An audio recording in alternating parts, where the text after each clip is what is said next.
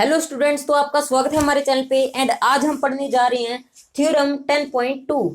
अब ये 10.1 थ्योरम हम पिछले लेक्चर में ऑलरेडी पढ़ चुके हैं, ठीक है ना। और ये जो 10.2 थ्योरम है ये हमारी चैप्टर 10 सर्कल की है, क्लास 9 की, ठीक है ना। तो यहाँ पर देखते हैं 10.2 थ्योरम क्या कहती है हमें। एक बात और बता दूं मैं आपको, जो ये 10.2 थ्योरम है ये किसका कन्वर्स है? ये 10.1 थ्योरम का कन्वर्स है, ठीक है ना। अब कन्वर्स का क्या मतलब होता है वो भी मैं आपको बताता हूँ। 10.1 थ्योरम जो कहती थी हमें, ये बिल्कुल उसका उल्टा कहती है, ठीक है ना। अब अगर आपने 10.1 थ्योरम की वीडियो देखी हुई है, उसका लेक्चर देखा हुआ है, तो आपको ये बहुत ही अच्छे से और जल्दी से समझ में आ जाएगी। पर मैं आपको एक बार क्विक रिकैप दे देता हूँ। 10.1 थ्योरम हमें कहती थी, यहाँ पर देखो, अगर कोई भी दो इक्वल कोड्स अगर आप लोगे, ठीक है ना, सर्कल पे कोई भी दो इक्वल कोड्स लोगे आप, अगर ये दोनों इक्वल कोड्स ले ली, ठीक है, ले ली हमने, ठीक है ना। वो कहते हैं अगर आप इससे एंगल सबटेंड करोगे, ठीक है ना, सेंटर पर। अब एंगल कैसे सबटेंड करते हैं सेंटर पर? यहाँ पर देखो, एक यहाँ से लाइन मारते हैं, एक यहाँ से लाइन मारते हैं, दोनों की एंड पॉइंट से लाइन मारते हैं। कहाँ तक मारते हैं? सेंटर तक। सेंटर तक का लाइन मारते हैं, और यहाँ पर जो एंगल बीच में बन जाता है इन दोनों लाइंस के, वो एंगल क्या कहते हैं हम? ये angle subtended by the code है, ठीक है ना। इतना आपको क्लियर है? वो कहते थे अगर दो इक्वल कोड्स अगर एंगल सबटेंड करेंगी सेंटर पे, ठीक है ना, तो वो एंगल भी क्या होंगे? इक्वल होंगे, ठीक है ना। अगर कोड्स इक्वल हैं तो उनके द्वारा सबटेंड किए गए एंगल भी इक्वल होंगे, ठीक है ना। अब 10.2 थ्योरम क्या कहती है?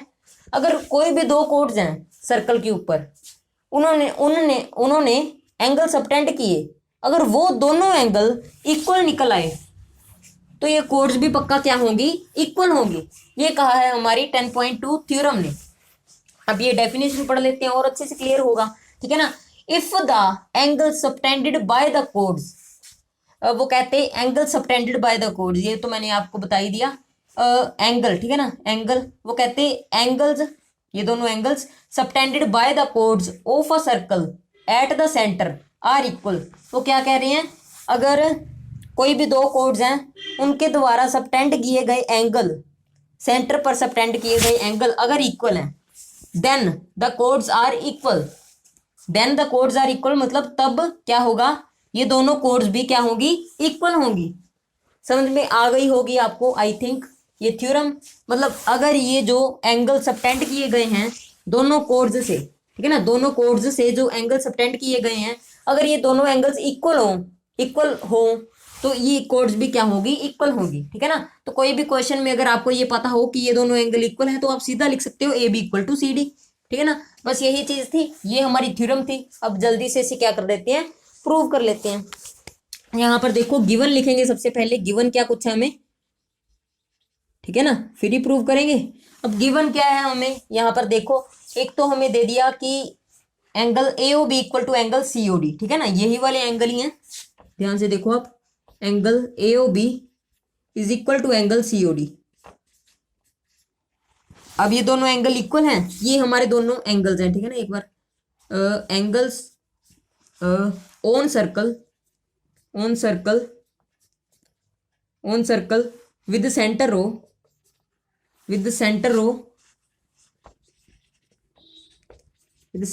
ओ एंड रेडियस आर, ठीक है ना। इतना आपको क्लियर है?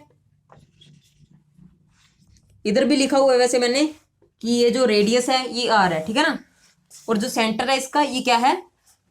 ओ है, ठीक है ना। तो इतना आपको क्लियर हो गया होगा। अब यहाँ पर देखो गिवन तो हमें पता लग गया कि ये दोनों एंगल गिवन, ये दो एंगल हमें पता है ऑलरेडी, ठीक है ना। और हमें प्रूव कराना है कि A B equal to C D है, ये दोनों कोड्स इक्वल है, ये प्रूव करवाना है। एक चीज हमें और पता है, ये जो सारे रेडियस बन रहे हैं, जितने भी रेडियस बन रहे हैं सेंटर से लेकर सर्कल तक, वो सारे रेडियस ही होंगे ना।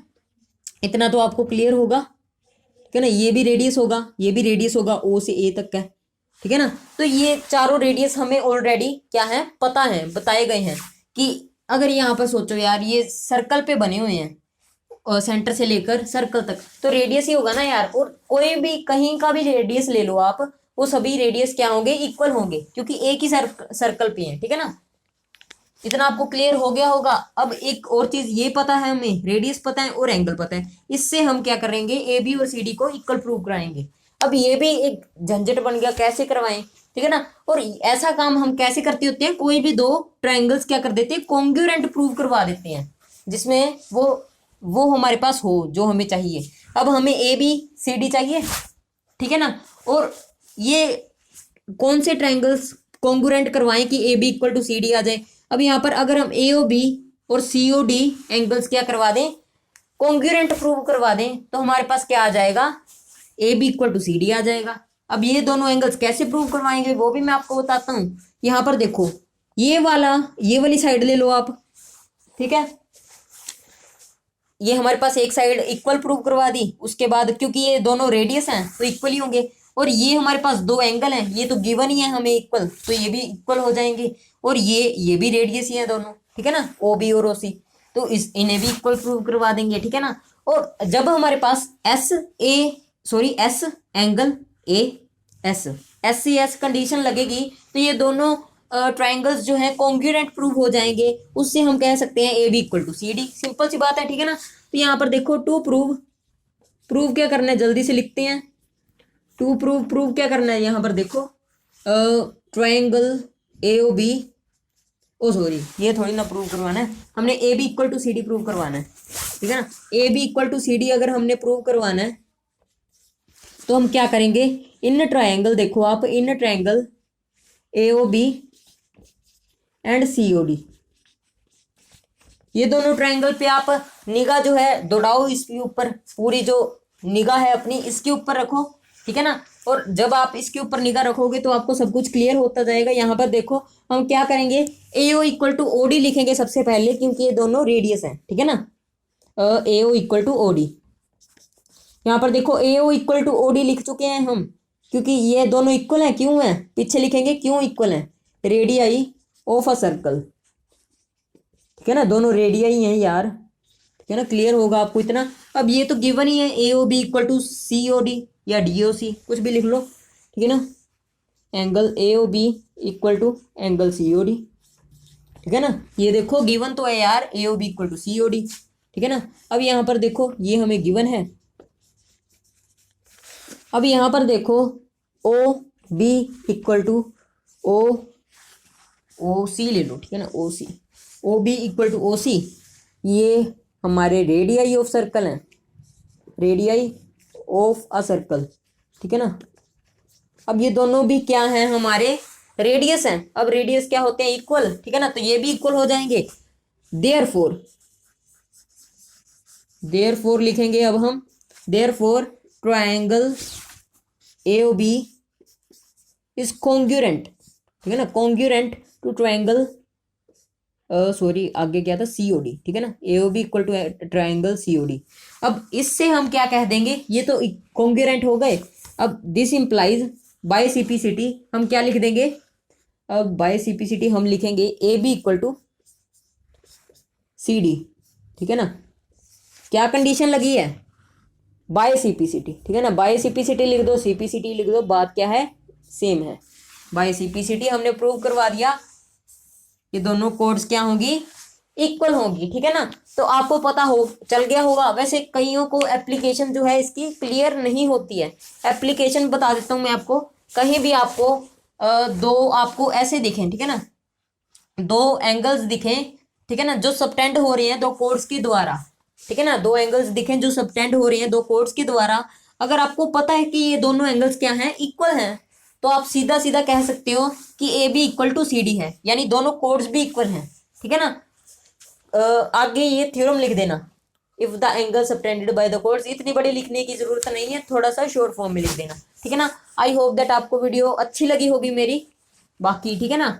तो यहाँ पर देखो, वैसे मैं आपको एक बात बता दूं कि अगर आप दुनिया के बारे में सोचना छोड़ दोगे कि वो हमारे बारे में क्या सोचते हैं, ठीक है ना, लोगों के बारे में सोचना छोड़ दोगे कि वो हमारे बारे में क्या सोचते हैं, तो आप उस दिन सफल हो जाओगे, ठीक है ना। मैं आपको बता रहा हूँ, क्योंकि ये देखो, जब आप लोगों के बारे में सोचते हो ना, लोगों को हमेशा प्रॉब्लम रहती है। वैसे मैं आपको बताऊं, अगर आपने सफल होना है तो लोगों के बारे में सोचना छोड़ दो आप, ठीक है ना।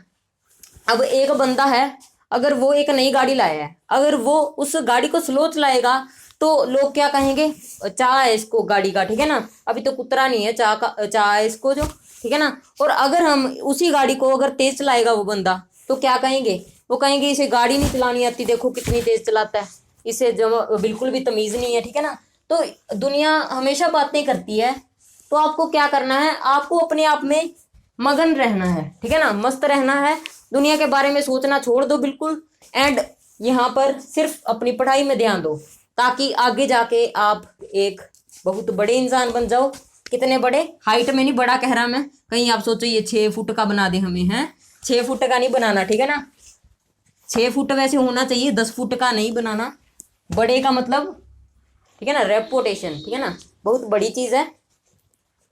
तो आज की वीडियो में बस इतना ही, ज्ञान भी थोड़ा सा दे दिया मैंने आपको, और मैथ्स का ज्ञान भी दे चुका हूँ, एंड इसे नोट कर लो। And thank you for watching, thanks for watching. यहाँ पर 11 मिनट पे स्टॉप करते हैं वीडियो को।